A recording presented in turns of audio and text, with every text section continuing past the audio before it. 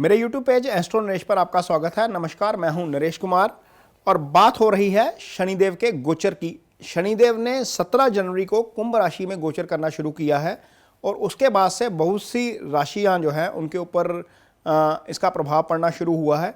लेकिन इस प्रभाव में अब थोड़ी सी कमी आनी शुरू होगी क्योंकि शनि अस्त होने जा रहे हैं। शनि जब सूर्य के 15 डिग्री बाएं या 15 डिग्री दाएं होते हैं तो वो अस्त हो जाते हैं। सूर्य फिलहाल मकर राशि में गोचर कर रहे हैं और मकर राशि में जैसे ही 16 डिग्री सूर्य का गोचर होगा वो शनि को अपने प्रभाव में ले लेंगे, क्योंकि शनि फिलहाल अभी 1 डिग्री के ऊपर ही गोचर कर रहे हैं। शनि 1 डिग्री 1 महीने में चलते हैं, सबसे स्लोएस्ट मूविंग प्लैनेट है। जैसे ही वो सूर्य के प्रभाव में आ जाएंगे उनका अपना अस्तित्व जो है वो खत्म हो जाएगा और वो अपने अच्छे या बुरे दोनों तरह के फल नहीं कर पाएंगे। चाहे किसी पर 7.5 चल रही है, चाहे किसी पर ढैया चल रही है, या आपकी कुंडली में जिन 2 घरों के स्वामी हैं शनि उसके फल नहीं कर पाएंगे। इसके अलावा शनि उन चीज़ों के भी फल नहीं कर पाएंगे जिनके वो कारक तत्व हैं।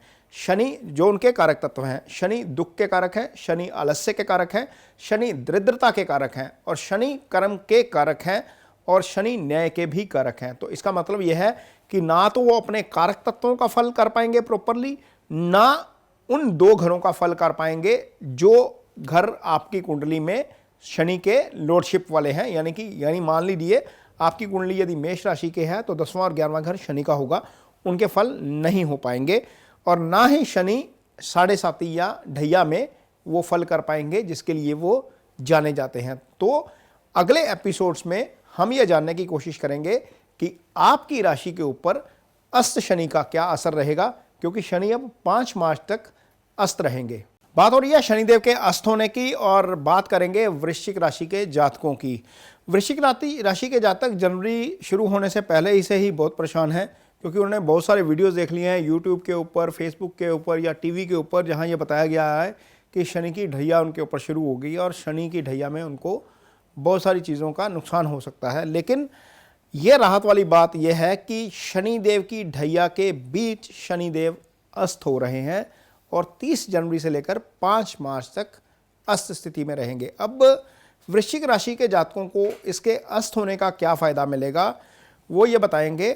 शनिदेव आपकी कुंडली में 3रे और 4थे भाव के स्वामी होते हैं, यानी कि जिन 2 घरों के स्वामी शनिदेव हैं उन घरों का सिग्निफिकेंस अब नहीं होगा, यानी कि उन 2 घरों के रिजल्ट अब शनि नहीं करेंगे। यदि आपकी कुंडली में शनि की महादशा या अंतदशा चल रही है तो इसका और ज़्यादा फायदा होगा। अब ये समझिए कि अष्टम भाव, तीसरा भाव क्या होता है। तीसरा भाव कुंडली का उपाच्य भाव होता है, ये अशुभ भाव माना जाता है और यहाँ से आपका करेज देखा जाता है, आपका छोटा ब्रदर देखा जाता है, आपका डिटर्मिनेशन, आप फैसले कैसे लेते हैं वो यहीं से आते हैं। चौथा भाव चूँकि कुंडली का सुख स्थान होता है, लाइफ के सारे सुख, चाहे वो प्रॉपर्टी का है, चाहे वो गाड़ी का है, चाहे वो किसी भी तरह का सुख है, वो चौथे भाव से ही देखा जाता है। तो इन दोनों भावों के सिग्निफिकेंस अब शनि यहाँ पर जो है वो प्रभावित नहीं कर पाएंगे। हालांकि दोनों भावों के स्वामी ही शनि हैं, लेकिन चूँकि ये अस्त हो गए हैं तो ये चीज़ें अब थोड़ा सा सामान्य हो जाएंगी। अब यदि आप कोई फैसला लेना चाहते हैं किसी चीज़ को लेकर तो आप ले सकते हैं, आपको ले लेना चाहिए, क्योंकि शनि जो है वो प्रभावी नहीं है, उस भाव में प्रभावी नहीं है जिस भाव में वो उदय स्थिति में होते हैं। यदि आप मकान लेने की कोशिश कर रहे हैं या आप प्लान कर रहे हैं कुछ गाड़ी का तो आपको ले लेना चाहिए। 5 मार्च से पहले तक का समय आपके लिए ठीक है, आप ले सकते हैं। अब शनि जब चौथे भाव में बैठते हैं, अब बताते हैं कि शनि आखिर ढैया परेशान क्यों करता है। चंद्रमा से चौथे जब शनि होते हैं तो शनि की तीसरी दृष्टि जो जाती है वो 6ठे भाव पे जाती है, यानी कि वो रोग ऋण शत्रु का भाव होता है, यानी कि वो भाव एक्टिवेट हो जाता है। एक तरीके से आपको रोग देते हैं शनि, आपको कष्ट देते हैं, आपके खिलाफ साजिशें होती हैं, आपके शत्रु एक्टिवेट हो जाते हैं। तो जब उस भाव पर शनि की दृष्टि है और शनि अब खुद अस्तित्व में नहीं है, यानी कि जब अस्त है तो वो भाव के सिग्निफिकेंस नहीं एक्टिव होंगे, यानी कि ना तो आपके दुश्मन एक्टिवेट हो पाएंगे, ना ही आपकी बीमारी एक्टिवेट हो पाएगी और ना ही आपके ऊपर कोई ऋण वाली स्थिति रह पाएगी। यानी कि यदि ऐसी संभावना बननी थी कि आपके ऊपर ऋण चढ़ना था 5 मार्च से पहले, वो नहीं चढ़ पाएगा। तो कोशिश करिए कि अपने फाइनेंसेस को उस तरीके से मैनेज करिए कि 5 मार्च से पहले आप 5 मार्च के बाद आपको कोई ऋण लेने की स्थिति ना आए। हाँ, यदि बाद में आती भी है तो वो शनि की दृष्टि है, वो 2.5 साल यहाँ पर काम करेगी ही करेगी, लेकिन 5 मार्च तक इस मामले में आपको राहत है। शत्रु एक्टिवेट नहीं हो पाएंगे, कुछ नहीं बिगाड़ पाएंगे, बीमारी कुछ नहीं कर पाएगी। ऋण वाला मामला जो है वो 5 मार्च तक टल गया समझिए। अब जब जब शनि चौथे भाव में गोचर करते हैं तो उनकी 7वीं दृष्टि दशम भाव के ऊपर जाती है। दशम पिता का भाव है, दशम आपका कर्म स्थान है, दशम से ही आपकी लाइफ का सारा कर्म आता है। शनि इस भाव के कारक भी होते हैं, शनि कर्म के कारक हैं।